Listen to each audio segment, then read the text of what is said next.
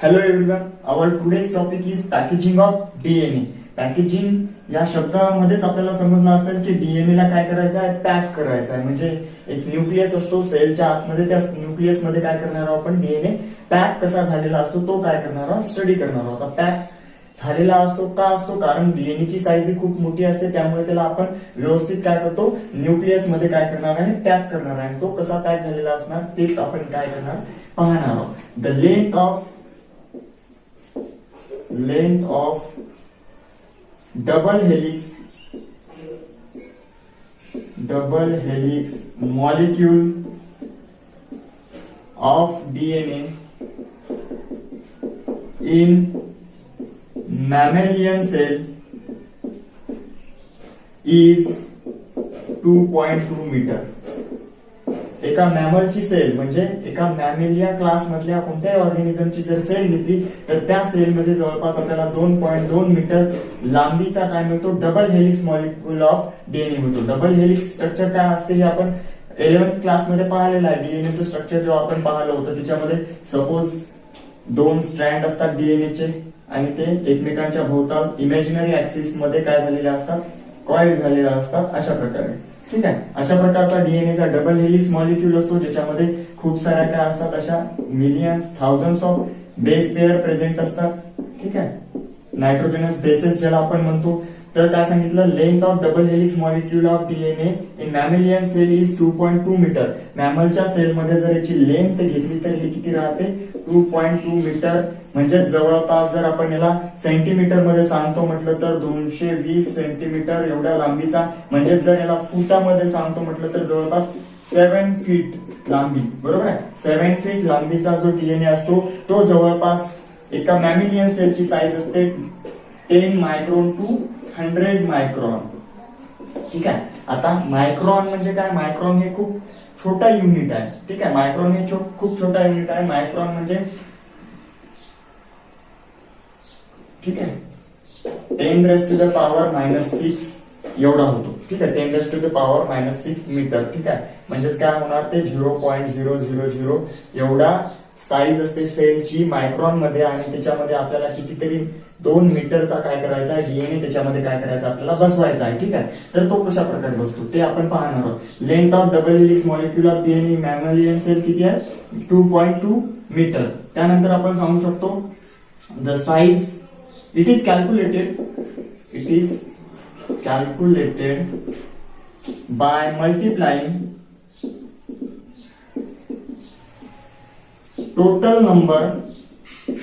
total number of base pair with distance between two successive base pair.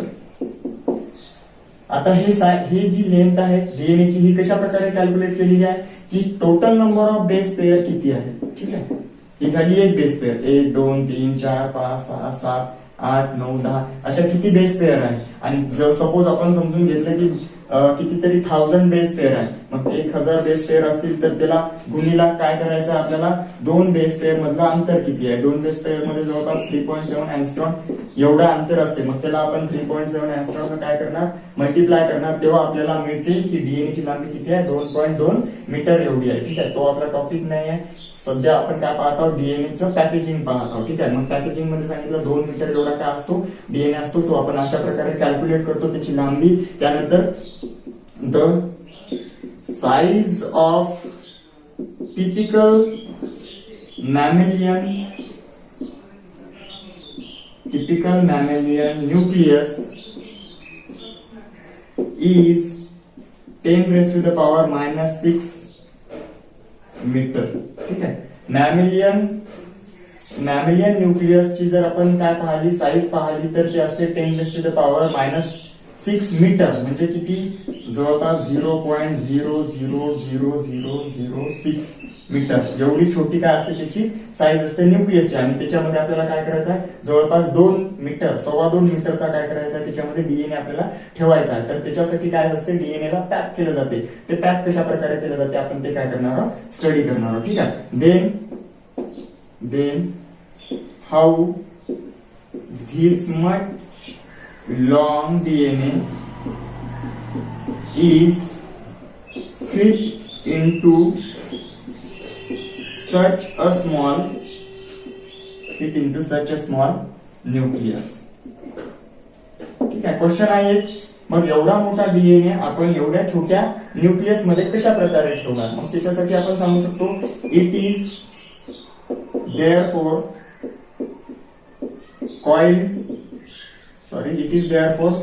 condensed, coiled and supercoiled to fit into that nucleus. म्हणजेच काय करतो आपण, जो 2 metre एवढा लांबीचा काय होता डीएनए जो होता तो आपण काय करतो, त्याला कॉईल करतो, कंडेन्स करतो म्हणजे गोळा करतो, त्यानंतर कॉईल करतो, सुपर कॉइलिंग करतो आणि त्यामुळे त्याची साईज कशी होते, छोटे होते आणि त्यामुळे मग तो एवढ्या छोट्या न्यूक्लियस मध्ये काय होऊ शकतो, बसू शकतो. ठीक आहे. समजलं काय काय सांगितलं. जवळपास एक मॅमिलियन सेल आहे, त्या मॅमिलियन सेल मध्ये 2.25 मीटर एवढा काय असतो डीएनए असतो. जर आपण न्यूक्लियसची साईज पाहिली तर ती असते 10⁻⁻⁶ मीटर. मग 2 मीटर वाला डीएनए एवढ्या छोट्या न्यूक्लियस मध्ये कसा बसणार, -6 आहे. ठीक आहे. एवढ्या छोट्या न्यूक्लियस मध्ये कसा बसणार. मग त्याच्यासाठी काय केलेलं असते की जे डीएनए आहे त्याला कंडेन्स केलं जाते, गोळा केलं जाते, त्यानंतर त्याला कॉईल केलं जाते, त्यानंतर परत कॉईलला सुपर कॉईल केलं जाते आणि नंतर मग त्याची साईज छोटी होते आणि मग तो काय होऊ शकतो, या न्यूक्लियस मध्ये बसू शकतो. जसं आपल्याला माहित आहे की आपण गावाला जात असताना बॅग पॅक करतो, त्याच्यामध्ये कपडे जर डायरेक्ट भरले तर ते बसू शकत नाही, पण त्याला आपण फोल्ड करतो. फोल्ड केल्याच्यामुळे काय होते, ते व्यवस्थित त्या बॅगेमध्ये बसू शकतात. तशाच प्रकारची फोल्डिंग या डीएनए ची झालेली असते. तेच आपल्याला काय करायचं आहे, स्टडी करायचं. नवीन सिलेबस मध्ये आपल्याला एक नवीन पॉइंट ऍड झालेला आहे, packaging of DNA in prokaryotes. या आधीच्या सिलेबस मध्ये direct packaging of DNA in eukaryotes दिलेलं होतं. तर नवीन सिलेबस मध्ये आपल्याला डीएनए प्रोकॅरियोटिक ऑर्गॅनिझम मध्ये कशा प्रकारे पॅक होतो तो सुद्धा काय करायचा, स्टडी करायचा. त्यासाठी आपण पहिल्यांदा हे प्रोकॅरियोट्स म्हणजे काय असते ते समजून घेऊ. आपल्याला माहित आहे की लिव्हिंग ऑर्गॅनिझम जे आहेत ते 2 प्रकारचे लिव्हिंग ऑर्गॅनिझम असतात. ठीक आहे. लिव्हिंग ऑर्गॅनिझम आहे, लिव्हिंग ऑर्गॅनिझम 2 प्रकारचे असतात. एक आहे असेल्युलर आणि दुसरा आहे सेल्युलर. आता असेल्युलर ऑर्गॅनिझम म्हणजे काय, जे विदाउट सेल असतात, म्हणजे ज्यांच्यामध्ये सेल नसते. जसं एक्झाम्पल आहे त्यांचं व्हायरसेस. ठीक आहे. व्हायरसेस हे असेल्युलर ऑर्गॅनिझम आहे, कारण त्यांच्यामध्ये आपल्याला सेल पाहायला मिळत नाही. एक प्रोटीनचा कोट असतो आणि त्या प्रोटीनच्या कोटच्या आतमध्ये काय असते, त्यांचं जेनेटिक मटेरियल प्रेझेंट असते. हे झाले असेल्युलर ऑर्गॅनिझम. सेल्युलर ऑर्गॅनिझम आपल्याला 2 प्रकारचे पाहायला मिळतात, प्रोकॅरियोटिक आणि युकॅरियोटिक. प्रोकॅरियोटिक ऑर्गॅनिझम आणि युकॅरियोटिक ऑर्गॅनिझम. ठीक आहे. आणि युकॅरियोटिक ऑर्गॅनिझम, जसं आता प्रोकॅरियोटिक ऑर्गॅनिझम हे बनलेले असतात कशापासून, प्रोकॅरियोटिक सेल पासून. ठीक आहे. कशापासून बनलेले असतात, प्रोकॅरियोटिक सेल. आणि युकॅरियोटिक ऑर्गॅनिझम बनलेले असतात युकॅरियोटिक सेल पासून. ठीक आहे. आता प्रोकॅरियोटिक सेल म्हणजे काय ते समजून घेऊ. प्रोकॅरियोटिक हा वर्ड बनलेला आहे 2 वर्ड पासून, ज्याच्यामध्ये आहे प्रो आणि कॅरिऑन. ठीक आहे. प्रो म्हणजे काय, प्रिमिटिव्ह म्हणजे बिफोर, अगोदरचा, आणि कॅरिऑन मीन्स न्यूक्लियस. इथे सुद्धा तसंच पाहायला मिळते आपल्याला युकॅरियोटिक, यू आणि कॅरिऑन. युकॅरियोटिक वर्ड सुद्धा यू आणि कॅरिऑन या 2 वर्ड पासून बनलेला. यू म्हणजे काय, ट्रू, आणि कॅरिऑन म्हणजे काय, कॅरिऑन म्हणजे न्यूक्लियस. ठीक आहे. कॅरिऑन म्हणजे काय, न्यूक्लियस. जसं आता प्रोकॅरियोटिक, प्रो म्हणजे काय, प्रिमिटिव्ह, बिफोर. कॅरिऑन म्हणजे काय, न्यूक्लियस. म्हणजे अगोदरचा न्यूक्लियस असतो, सुरुवातीचा. आताचा जर आपण पाहतो म्हटलं तर आपल्याला न्यूक्लियस कसा लक्षात येतो आपल्या, की न्यूक्लियस आहे, त्याला एक मेम्ब्रेन आहे, त्यानंतर त्याच्यामध्ये न्यूक्लियोप्लाझम आहे, त्यानंतर त्याच्यामध्ये न्यूक्लिओलस आहे आणि नंतर त्याच्यामध्ये डीएनए किंवा जेनेटिक मटेरियल पडलेलं आहे. पण हे तर झाला पूर्ण म्हणजे वेल ऑर्गनाइज सेल झाली. ती वेल ऑर्गनाइज सेल म्हणजे ते टोटली इव्हॉल्व झालेली आहे. पण त्या अगोदरची सेल जी होती ती कशी होती, थोडीशी लेस इव्हॉल्व होती. म्हणजे त्याच्यामध्ये काय पाहायला मिळत होतं, सपोज ही आहे प्रोकॅरियोटिक सेल. प्रोकॅरियोटिक सेल मध्ये काय होता, pro, primitive, before, primitive nucleus म्हणजे न्यूक्लियस नव्हता त्याच्यामध्ये. न्यूक्लियस नव्हता. न्यूक्लियस सारखंच एक स्ट्रक्चर तयार झालं होतं, नंतर त्याच्यामध्ये थोडंसं इव्होल्युशन झालं आणि त्यापासून काय झालं, न्यूक्लियस तयार झाला. आता जर म्हटलं ही प्रोकॅरियोटिक सेल आहे, या प्रोकॅरियोटिक सेलमध्ये डायरेक्ट असा जेनेटिक मटेरियल काय असते, डायरेक्ट सस्पेंडेड केलेलं असते सायटोप्लाझम मध्ये. डीएनए समजून घेऊ, आणि कुठे प्रेझेंट आहे ते सायटोप्लाझम मध्ये प्रेझेंट आहे. प्रोकॅरियोटिक ऑर्गॅनिझम म्हणजे काय, दे डू नॉट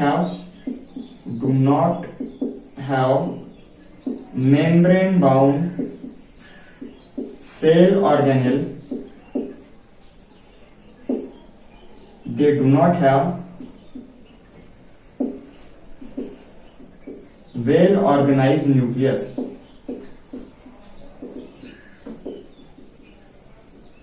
प्रोकॅरियोटिक सेल मध्ये मेम्ब्रेन बाउंड सेल ऑर्गॅनिल नसतात आणि वेल ऑर्गनाइज अतिशय चांगल्या प्रकारचा न्यूक्लियस नसतो. त्याच्यामध्ये डायरेक्टच काय केलेलं असते, जेनेटिक मटेरियल एका पोर्शन मध्ये सस्पेंडेड केलेलं असते आणि जिथे जेनेटिक मटेरियल प्रेझेंट असते त्या जागेला आपण म्हणतो न्यूक्लिऑइड.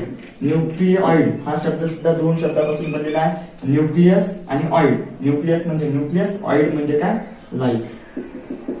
न्यूक्लियस आणि ऑइड म्हणजे काय, लाईक. म्हणजे काय आहे, हा न्यूक्लियस लाईक एक स्ट्रक्चर आहे. जसं आपल्याला माहित आहे ह्युमनॉइड. ह्युमनॉइड म्हणजे काय, ह्युमन लाईक. जसं जे आपला प्रिमिटिव्ह होता, काय म्हणतो त्याला, गोरिल्ला, ठीक आहे, चिंपॅन्झी, ते काय आहे, एक ह्युमनॉइड आहे, ह्युमन लाईक आहे तो, ठीक आहे. हा न्यूक्लिऑइड आहे, म्हणजे न्यूक्लियस सारखा आहे पण न्यूक्लियस नाही आहे. का, कारण की अगोदरची स्टेप आहे. जर आपण युकॅरियोटिक ऑर्गॅनिझम मध्ये पाहतो म्हटलं तर युकॅरियोटिक ऑर्गॅनिझमची सेल अशा प्रकारची असते ज्याच्यामध्ये आपल्याला काय होते, एक वेल ऑर्गनाइज न्यूक्लियस त्याच्यामध्ये प्रेझेंट असतो आणि त्यानंतर त्याच्यामध्ये जेनेटिक मटेरियल काय असते, ठेवलेलं असते. वेल ऑर्गनाइज न्यूक्लियस म्हणजे त्याला न्यूक्लिअर मेम्ब्रेन असते, ठीक आहे, न्यूक्लिअर मेम्ब्रेन असते. त्यानंतर त्याच्यामध्ये न्यूक्लिओलस असतो, ठीक आहे, त्या आतमध्ये न्यूक्लिओप्लाझम असते.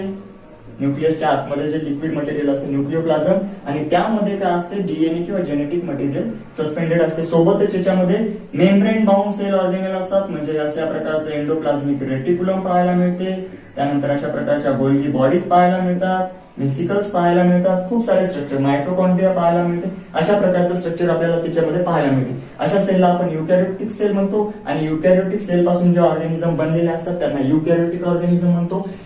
आणि अशा प्रकारच्या सेलला आपण प्रोकॅरियोटिक सेल म्हणतो, ज्याच्यामध्ये न्यूक्लियस वेल ऑर्गनाइज नसतो, मेम्ब्रेन बाउंड सेल ऑर्गॅनिल नसतात, डायरेक्टच जेनेटिक मटेरियल एका रिजन मध्ये सस्पेंडेड असते, ज्याला न्यूक्लियर. अशा सेलला आपण काय म्हणतो, प्रोकॅरियोटिक सेल. आणि प्रोकॅरियोटिक सेल पासून जे ऑर्गॅनिझम बनलेले असतात त्यांना आपण म्हणतो प्रोकॅरियोटिक ऑर्गॅनिझम, ठीक आहे. मग आता आपल्याला या प्रोकॅरियोटिक ऑर्गॅनिझम मध्ये डीएनए कशा प्रकारे ठेवलेला असतो किंवा कशा प्रकारे पॅक केलेला असतो तो काय करायचं, ते काय करायचं आपल्याला स्टडी करायचं, ठीक आहे. मग आपण पाहू packaging of DNA in prokaryotic cell. हे समजलं असेल पूर्ण. जर याच्यामध्ये सिंपल सांगतो म्हटलं तर आपल्याला माहित आहे की गणपती आपण पाहतो, ते गणपती डेव्हलप झालेले आहे, पूर्ण बनलेले आहे, पण तो गणपती बनण्याच्या आधी काय असतो, एक चिखलाचा गोळा असतो, बरोबर आहे की नाही. मग तो चिखलाचा गोळा म्हणजे हे प्रोकॅरियोटिक सेल, आणि हे काही दिवसानंतर त्याच्यामध्ये इव्होल्युशन झालं, त्यानंतर ते बनले युकॅरियोटिक सेल. म्हणजे काय झाला, चिखलाचा गोळा कन्व्हर्ट झाला कशामध्ये, गणपतीमध्ये, ज्याला सगळे ऑर्गन्स व्यवस्थित आहेत, वेल डेव्हलप झालेले आहेत, ठीक आहे. याच्यामध्ये आपण पाहणार आहोत packaging of DNA in prokaryote. Packaging of DNA in prokaryote. In prokaryote like E coli नावाचा एक बॅक्टेरिया आहे जो प्रोकॅरियोटिक ऑर्गॅनिझम आहे. In prokaryote like E coli the size of cell is 2 to 3 micron. 2 to 3 micron long, ठीक आहे. Eukaryotic organism घेतो म्हटलं तर त्या युकॅरियोटिक ऑर्गॅनिझमची सेल ही 2 to 3 मायक्रॉन काय असते, लॉंग असते. आता मायक्रॉन म्हणजे काय, स्मॉलेस्ट युनिट आहे. जर युनिटचं बद्दल बोलतो म्हटलं तर आपल्याकडे असते सपोज डेसी, त्यानंतर आहे सेंटी, त्याच्यापेक्षा छोटं, त्यानंतर मिली, त्यानंतर आहे मायक्रो, त्यानंतर आहे डेसी, सेंटी, मिली, मायक्रो, त्यानंतर आहे अँगस्ट्रॉम, त्यानंतर आहे पिको, आणि त्यानंतर आहे फेमटो, ठीक आहे. हे सगळ्यात लहान युनिट झालं, सगळ्यात लहान युनिट. जसं डेसी म्हणजे काय, 10 raised to the power -1, centi म्हणजे काय, 10 raised to the power 2, milli म्हणजे काय 10⁻³ मायक्रो म्हणजे काय 10⁻⁻6, एंगस्ट्रॉम म्हणजे 10⁻⁻9, पिको म्हणजे एंगस्ट्रॉम ठीक आहे इथपर्यंत ठीक आहे, बाकीचं नाही पाहिलं तरी होते ठीक आहे. एंगस्ट्रॉम आहे. त्यानंतर आता सपोज आपण वरती युनिट पाहू, मोठी युनिट कोणते आहे. आता मोठी युनिट आहे याच्यामध्ये डेका म्हणजे 10⁻⁻1, त्यानंतर आहे हेक्टो म्हणजे 10⁻², त्यानंतर आहे किलो म्हणजे 10⁻3. आपल्याला माहित आहे किलो म्हणजे 10⁻3, 1 किलो म्हणजे त्याच्यावर काय असतात 1000 ग्रॅम ठीक आहे किलो. त्यानंतर असते मेगा, त्यानंतर असते गिगा, त्यानंतर असते टेरा पेटा ठीक आहे. हे मोठं सगळ्यात मोठं युनिट आहे. टेराबाईट, पेटाबाईट म्हणतो आपण, मेगाबाईट, गिगाबाईट ठीक आहे. ते किलोपेक्षा कसं आहे मोठं युनिट आहे ठीक आहे. अशा प्रकारचे काय युनिट आपल्याला माहित आहे की काय पाहिलं मग आपण. In prokaryotic organism E coli the size of cell is 2 to 3 micron long. 2 to 3 micron. Micron म्हणजे काय म्हणजे 2 × 10⁻⁻ किती झाले -6. म्हणजे जर असं घेतो म्हटलं तर 1 2 3 4 5 6 एवढे मीटर ची काय असते ती सेल असते. म्हणजे 0.00002 मीटर म्हणजे किती छोटी सेल झाली ते आपण लक्षात घेऊ शकतो. आता ते युनिट पाहून कन्फ्युज होऊ नका, आपण याच्यामध्येच मायक्रॉनच्याच लँग्वेज मध्ये समजून घेऊ ठीक आहे. काय सांगितलं. In prokaryotic organism like E coli the size of cell is 2 to 3 micron long ठीक आहे. प्रोकॅरियोटिक ऑर्गॅनिझम आहे त्यामुळे काय राहणार नाही याच्यामध्ये न्यूक्लियस राहणार नाही. In E coli nucleus is not present. Nuclear membrane and nucleolus also not present ठीक आहे. ई कोलाय प्रोकॅरियोटिक ऑर्गॅनिझम आहे म्हणजे त्याच्यामध्ये न्यूक्लियस राहणार नाही, न्यूक्लियस नाही म्हणजे न्यूक्लियर मेम्ब्रेन सुद्धा राहणार नाही आणि न्यूक्लिओलस सुद्धा राहणार नाही ठीक आहे. दे हॅव न्यूक्लिओइड ठीक आहे. त्यांच्याकडे काय असते न्यूक्लिओइड असते. म्हणजेच काय means nucleus like structure. त्यांच्याकडे काय असते न्यूक्लियस सारखंच काय असते एक स्ट्रक्चर असते ज्याला आपण न्यूक्लिओइड म्हणतो ठीक आहे. त्यानंतर काय याच्यामध्ये आपण सांगू शकतो ई कोलाय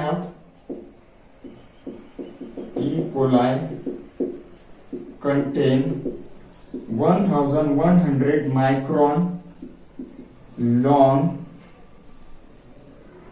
डीएनए. बरोबर आहे. काय आहे इकोलाय मध्ये किती जवळपास 1100 मायक्रॉन लांबीचा काय असतो डीएनए असतो आणि त्याच्या सेलची साईज किती असते 2 to 3 मायक्रॉन. बघा हे किती आहे 1100 मायक्रॉन लांबीचा काय आहे डीएनए आहे आणि सेलची साईज किती आहे 2 ते 3 काय आहे मायक्रॉन आहे. म्हणजे आपण समजू शकतो की हे किती मोठा आहे आणि हे किती छोटा आहे. आता काय हे लांब आहे म्हटलं, जाड वगैरे सांगितलं नाही, लांब आहे म्हटल्याच्या नंतर त्याला आपण काय करू शकतो कॉईल करून त्याच्यामध्ये फिट करू शकतो ठीक आहे. E coli contain near about 1100 micron long DNA and the size of cell is only 2 to 3 micron ठीक आहे. साइज ऑफ सेल किती आहे 2 ते 3 मायक्रॉनची साईज आहे सेलची. त्यामुळे आपल्याला काय करायचं 1100 मायक्रॉन लांबीचा काय करायचा आहे डीएनए फिट करायचा. For that purpose the DNA is become circular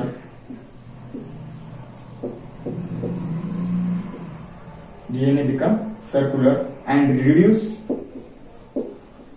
size to 350 micron ठीक आहे. मग त्याच्यासाठी काय झालं आता समजून घेऊ डायग्रामॅटिकली कसं पहा ज्याच्यामध्ये जवळपास आपल्याला माहित आहे की किती समजून घेऊ आपण. हे किती 1100 मायक्रॉन लांबीचा काय आहे डीएनए आहे इकोलाय मधला.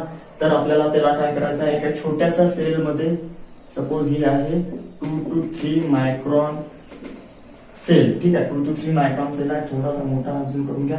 आता तुम्ही म्हणाल याला डायरेक्ट हे जर एकदम स्ट्रेट असतं तर ते बसवणं अवघड गेलं असतं, पण ते कसं आहे कॉईल होऊ शकते, त्यामुळे आपण याला काय करू शकतो, असं फोल्डिंग करून याच्या आतमध्ये टाकू शकतो, ठीक आहे. मग आता पहा याच्यामध्ये दिलेलं आहे काय सांगितलं, एवढा मोठा 1100 मायक्रॉन लांबीचा डीएनए काय करायचा आपल्याला 2 ते 3 मायक्रॉन साईजच्या सेलमध्ये काय करायचा, फिक्स करायचा. मग त्याच्यासाठी आपण काय करतो, डीएनए ला काय करतो, सर्क्युलर करून घेतो. डीएनए ला सर्क्युलर केलं, याला आपण काय केलं, सर्क्युलर केलं. सर्क्युलर केल्याच्या नंतर त्याची साईज किती झाली, जवळपास 350 मायक्रॉन. म्हणजे काय 1100 मायक्रॉन वरून सर्क्युलर केल्यामुळे त्याची साईज किती झाली, 350 मायक्रॉन. तरी पण हे बसू शकते का याच्यामध्ये, नाही, कारण हे किती आहे 2 ते 3 मायक्रॉन आणि हे किती आहे 350 मायक्रॉन एवढा आहे. त्यानंतर काय करतो, देन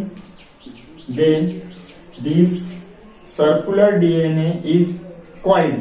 सर्क्युलर डीएनए ला आपण काय करतो, कॉइल करतो किंवा फोल्डिंग करतो किंवा लूप फॉर्मेशन करतो, ठीक आहे. मग आता सपोज त्याच्यासाठी आपल्याकडे काय असते, एक आरएनए कनेक्टर नावाचा काय असतो, एक प्रोटीन असतो. हा आरएनए कनेक्टर आहे, सपोज आरएनए कनेक्टर, ठीक आहे. आणि त्याच्यावर डीएनए काय झालेला असतो, कॉइल झालेला असतो. म्हणजे सर्क्युलर होता, सर्क्युलर झाल्याच्या नंतर त्याची साईज किती झाली होती, 350 मायक्रॉन. त्यानंतर त्याच्यावर तो काय झाला, या आरएनए कनेक्टरवर तो काय झाला, अशा प्रकारचे काय करतो, लूप फॉर्मेशन करतो.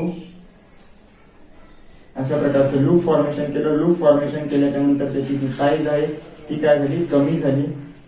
त्याची साईज काय झाली, कमी झाली. जी झाली किती आता, जवळपास 30 मायक्रॉन. 350 मायक्रॉन वरून साईज बघा, 1100 मायक्रॉन वरून 350 वरून कॉइल केल्यामुळे, लूप फॉर्मेशन केल्यामुळे काय झाली, 30 मायक्रॉन एवढी काय झाली त्याची साईज झाली. जवळपास असे 40 ते 50 काय होतात, लूप फॉर्मेशन होतात. आणि त्याच्यासाठी मदत कोण करते, आरएनए कनेक्टर नावाचा एन्झाइम. त्यानंतर पुढे याच्यामध्ये सांगितलं आपण, for that purpose the DNA become circular and reduce size to 350 micron. DNA काय झाला, सर्क्युलर झाला, ज्याची साईज किती झाली, 350 मायक्रॉन झाली. त्यानंतर काय होते, this DNA again reduce to 30 micron. Again reduce to 30 micron by forming loop. Loop form करून काय होते, त्याची साईज किती होते, 30 मायक्रॉन होते. And by using RNA connector. त्याच्यासाठी कोण मदत करते, आरएनए कनेक्टर मदत करते. त्यानंतर there is again reduction in the size of that DNA by coiling and super coiling of the loop. बरोबर आहे. परत काय होते, या डीएनए ची साईज आणखी कमी होते. कशा प्रकारे, की हे जे लूप आहे, या लूप मध्ये परत काय होते, आपल्याला कॉइलिंग पाहायला मिळते, ठीक आहे. म्हणजे हा आरएनए कनेक्टर होता, सपोज आरएनए कनेक्टर. त्यानंतर हे लूप जे आहे, या लूप मध्ये परत काय झालेली आहे, कॉइलिंग झालेली आहे. त्यामुळे त्याची अजून साईज काय झालेली आहे, छोटी झालेली आहे, ठीक आहे. अशा प्रकारे लूप मध्येच काय झाली, कॉइलिंग झाली, त्यामुळे काय झालं, याची साईज आणखी काय झाली, छोटी झाली. आता ती साईज झाली जवळपास 2 मायक्रॉन एवढी. आता 2 मायक्रॉन साईज झाल्याच्या नंतर ते काय होऊ शकते, याच्यामध्ये बसू शकते. जर ही सेल किती मायक्रॉनची असेल, 3 मायक्रॉनची असेल तर, किंवा 2 मायक्रॉनची असेल तर याची साईज आणखी काय होणार, छोटी होणार. अशा प्रकारे काय करू शकतो आपण. हा, तर आता याच्यामध्ये राहिलं या कॉइलिंग साठी, बरोबर आहे. Coiling and super coiling is done with the help of some enzyme that is DNA gyrase.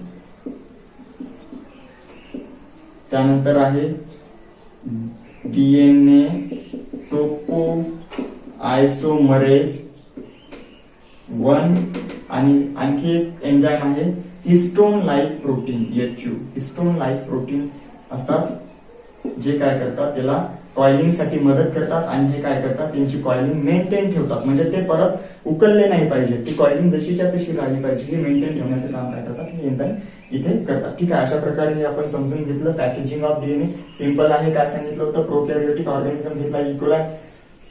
त्याच्या सेलची साईज आहे जवळपास 2 ते 3 मायक्रॉन.